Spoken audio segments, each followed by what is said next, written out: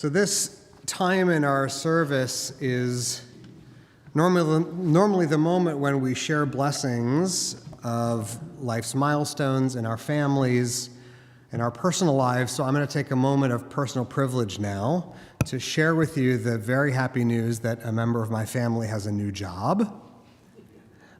This is our dog, Obi. Obi is named for the Hebrew prophet Obadiah, and he's the one with the new job. Not my daughter on the left. So Obi has a new job as a therapy animal. You can see he's really proud of his little vest and his official credentials. We're all very proud of Obi for his new opportunity. Obi will be deployed this weekend to the dog show over at NRG.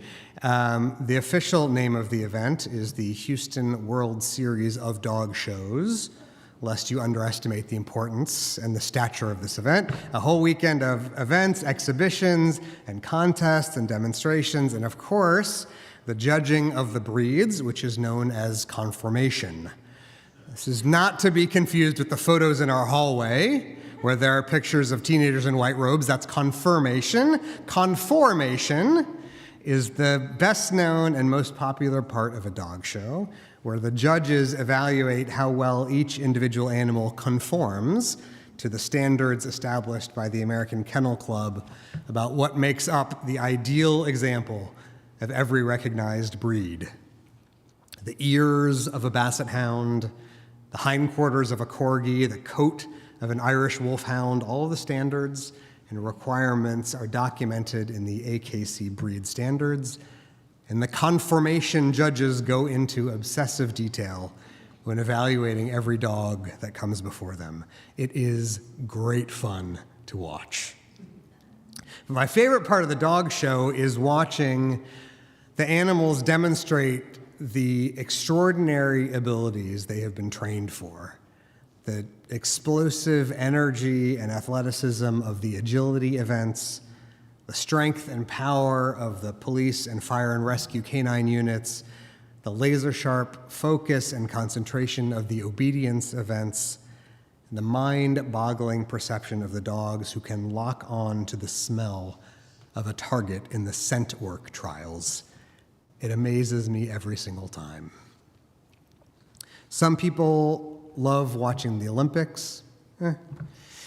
Some people watch the Survivor or the Great British Bake Off to see who comes out on top. Some people can't get enough of American Idol or the Eurovision Song Contest. I don't care about any of that.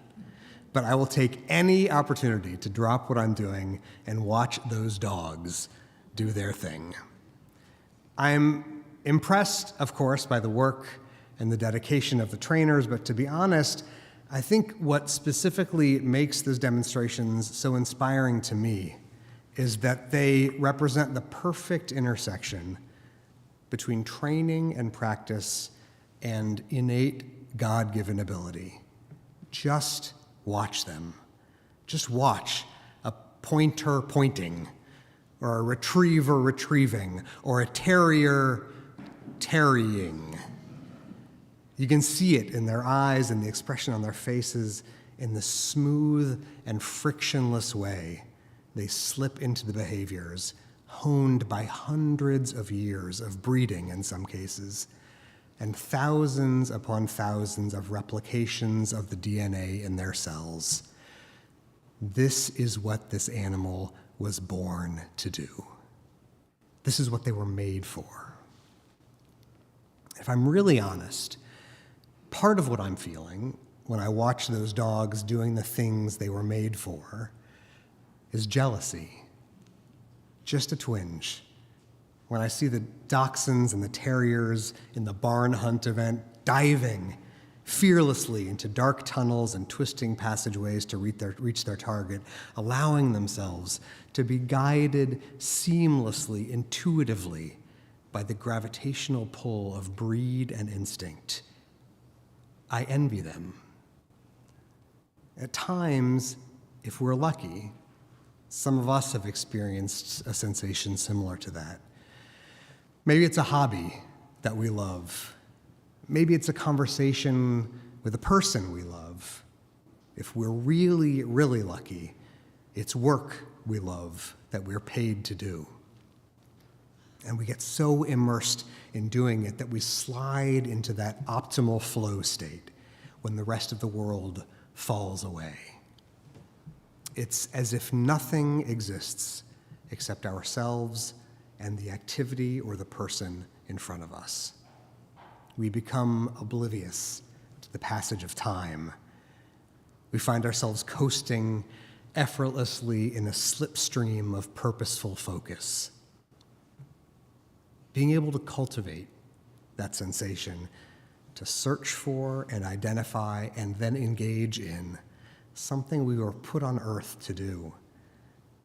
Although I started this evening talking about dogs, that moment is one of the highest plateaus of the human experience, that human spiritual endeavor.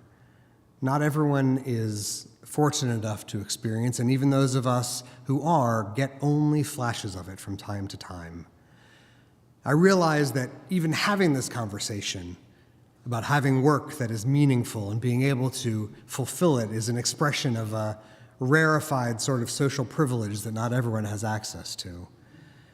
But if we have the good fortune to be granted access and opportunity and ability to find a thing we were made to do, we too will sense ourselves slipping into it with a smooth alignment and ease that feels like we're praying with our bodies. There are scores of Jewish stories that talk about the great religious masters of our history, the pillars of spiritual virtuosity from across the centuries, and many of them talk about these great rabbis and sages experiencing moments of spiritual transcendence in exactly these sorts of terms.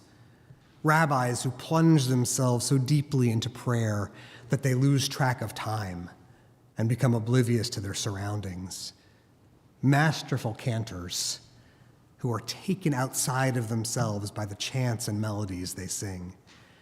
Brilliant teachers whose study of Torah and meditation brings them to ecstatic religious experience so profound that their followers worry that they may never come back to them and return to the real world.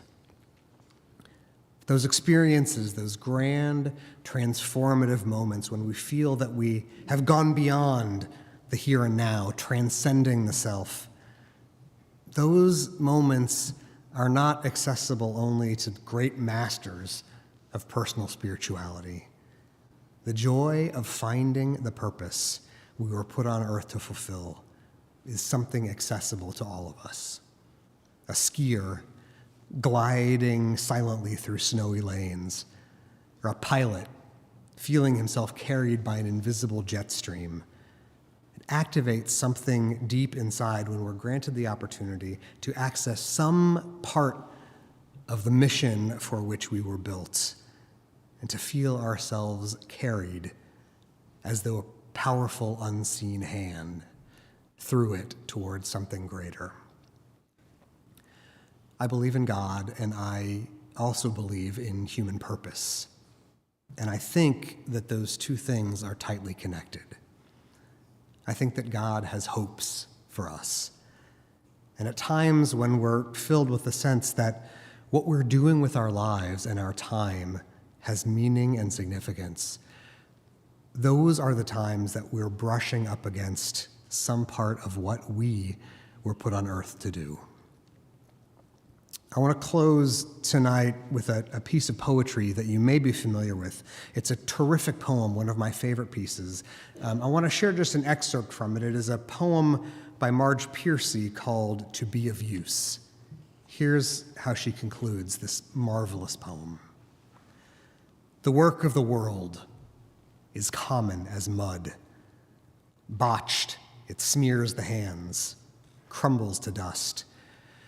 But the thing worth doing, well done, has a shape that satisfies, clean and evident.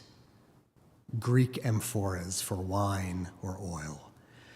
Hopi vases that held corn are put in museums, but you know that they were made to be used. The pitcher cries for water to carry, and a person for work that is real. You were made to do something. I don't know what it is. Maybe you don't either yet. But we're here to do great things because God believes in us. All of us are the embodiment of great hopes. We're the fulfillment of countless dreams from the generations of the family that produced us, for whom millions of tiny coincidences had to align for any of us to be here at all. We are the unwitting beneficiaries of millions of years of history, tectonic shifts of climate and migration and evolution. We're the unimaginably lucky inheritors of Jewish peoplehood. We, who survive persecution and hunger and extinction and unimaginable suffering to make it here, to a place where we can discover and uphold what we were put on earth to do. I believe that this is part of the great hope that God has for all of us, and to fulfill it is for us to express our willingness to carry it to term. On this Shabbat, on the days and weeks and months and years that will follow, may we have the good fortune to find our purpose, and may we have the fortitude and faith to uphold what we were made to do. Shabbat Shalom, everybody.